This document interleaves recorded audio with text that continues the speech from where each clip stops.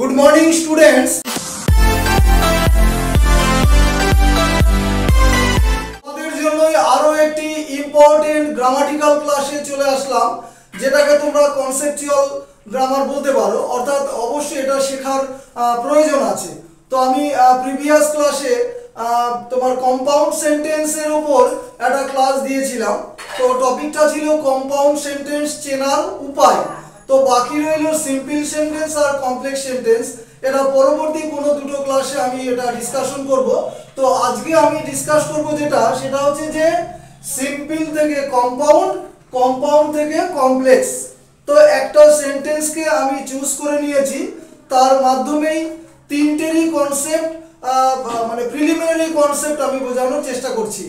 তো দেখো, ক্লাসটা শুরু করার আগে তোমাদের কয়েক সেকেন্ড সময় দিচ্ছি স্ক্রিনশট নেওয়ার জন্য।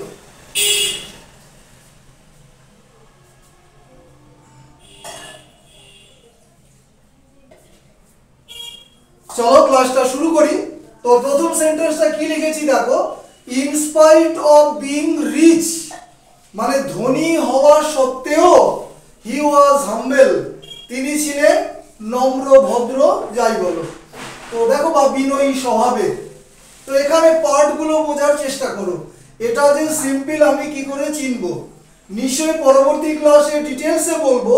তো আজকের ক্লাসে দেখো যে সিম্পল সেন্টেন্স বলতে আমরা বুঝি one subject one finite verb, অর্থাৎ একটা মাত্র কর্তা এবং একটা সমাপিকা ক্রিয়া। তো সেন্টেন্সে চলো, in spite of being rich, এইটুকুর মধ্যে কোনো সাবজেক্ট বা ভার্ব নাই। ধনী হওয়া সত্ত্বেও, অবশ্যই রিচটা তুমি অবজেক্টিভ ধরতে পারো বা অবজেক্ট। তো এখানে সাবজেক্ট কে, সাবজেক্ট হচ্ছে হি, কারণ সাবজেক্ট সবসময় নাউন বা প্রোনাউন হয়, আর ভার্ব এখানে অবশ্যই ওয়াজ। তাহলে এই হচ্ছে ওয়ান সাবজেক্ট ওয়ান ভার্ব। এটা বাক্যের যে কাজ সেটাকে সম্পন্ন করছে কে, ওয়াজ। এই জন্য তুমি এটাকে ফাইনাইট ভার্ব ধরতে পারো, কারণ ফাইনাইট ভার্ব মানে তোমরা জানো যে ভার্ব মানে যার দ্বারা কোনো কাজ করা বোঝায়, কিন্তু হওয়া বোঝাতো সেটাকে তোমরা ভার্ব ধরতে পারো বা ফাইনাইট ভার্ব। ঠিক আছে, হি ওয়াজ হাম্বল। তাহলে চেনার উপায় one subject one finite verb. Next, compound যৌগিক বাক্য।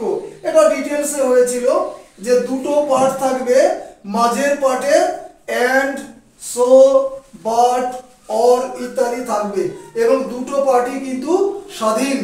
হি ওয়াজ রিচ, এটা এটার উপর নির্ভর করছে না, আর হি ওয়াজ হাম্বল, এটাও এটার উপর নির্ভর করছে না। তাহলে দুটো পার্টি স্বাধীন। এখানে কনজাংশন হয়েছে but, so it is called compound sentence. Next, very very important. এবার কিসে নিয়েছে এটাকে দেখো, কমপ্লেক্স সেন্টেন্সে। Although he was rich he was humble. তো মনে রাখবে, ইন স্পাইট অফ দিয়ে যদি শুরু হয় তাহলে আমার কমপ্লেক্সটা অলদো দিয়ে শুরু হবে। তো দেখো, কমপ্লেক্স সেন্টেন্সের ফান্ডাটা দেখো যে একটা ইন্ডিপেন্ডেন্ট ক্লজ থাকবে, অর্থাৎ স্বাধীন বাক্য বা বাক্যাংশ যাই বলো, আর এক বা একের অধিক ডিপেন্ডেন্ট ক্লজ থাকবে। এখানে স্বাধীন কোনটা ভালো করে দেখো, অলদো হি ওয়াজ রিচ, যেটা যেই পার্টের সাথে তোমার লিঙ্কার থাকবে, অলদো, বিকজ, ইফ, হোয়েন, সেই পার্টটাকে বলবে পরাধীন পার্ট বা ডিপেন্ডেন্ট পার্ট, আর যেটা পড়ে থাকে সেটাকে বলে স্বাধীন পার্ট বা ইন্ডিপেন্ডেন্ট পার্ট। দেখো, তুমি মনে করো অলদো হি ওয়াজ রিচ লিখে তুমি মনে মনে ফুল স্টপ দাও, যদিও তিনি ছিলেন কি ধনী। এটা কিন্তু পরিপূর্ণ অর্থ প্রকাশ করছে না, এটা কিন্তু নির্ভর করছে হি ওয়াজ হাম্বলের উপর। আর হি ওয়াজ হাম্বল লিখে যদি তুমি ফুল স্টপ দাও, এইটুকু বাদ দিয়ে দাও, তাহলে এটা কিন্তু স্বাধীন পার্ট। তিনি ছিলেন বিনয়ী, নম্র, ভদ্র ইত্যাদি। তাহলে এটা হচ্ছে স্বাধীন আর এটা হচ্ছে পরাধীন। ঠিক আছে, লিঙ্কার কি হয়েছে, অলদো। পরবর্তী ক্লাসে ডিটেলসে বলবো। তাহলে কমপ্লেক্স সেন্টেন্স চেনার উপায়, একটা স্বাধীন বাক্যাংশ আর এক বা একের অধিক পরাধীন বাক্যাংশ থাকবে। অবশ্যই লিঙ্কার হিসাবে অ্যাজ, দো, বিকজ, ইফ, হোয়েন ইত্যাদি থাকবে। সেটা মিডিল পার্টেও থাকতে পারে, প্রথম পার্টেও থাকতে পারে। ঠিক আছে, প্রথম পার্টে থাকলে মাঝে একটা কমা হবে। এই হচ্ছে কমপ্লেক্স সেন্টেন্স বা জটিল বাক্য চেনার উপায়। অবশ্যই এটা প্রিলিমিনারি কনসেপ্ট। তো চলো, এবার তোমাদের জন্য দুটো হোমওয়ার্ক দিয়েছি।